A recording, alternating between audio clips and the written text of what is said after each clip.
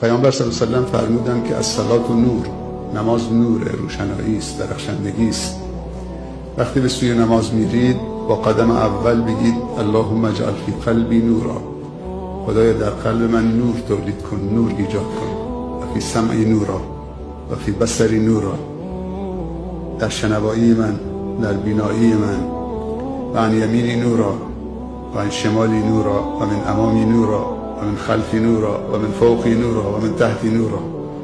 خدایا در قلب من، در بینایی من، در شنوایی من، در سراستم، دست چپم، جلوم، پشت سرم، بالا، پایین، همه رو نور قرار بده. انسان مسلمان دشمن نداره، چون خودش با کسی دشمن نیست. بیایید دشمنی ها رو با عشق و محبت خنثی بکنیم، دشمنی ها رو تبدیل به دوستی بکنیم و از دوستی لذت ببریم. اسلام این کار رو انجام میده، معاند رو تبدیل به مخالف و مخالف رو تبدیل به موافق میکنه و از موافق لذت میبره. هیچ موقع نیت سو به کسی نداره. اگر مسلمانی میبینید که نیت سو داره، این باید یک بازنگری بکنه.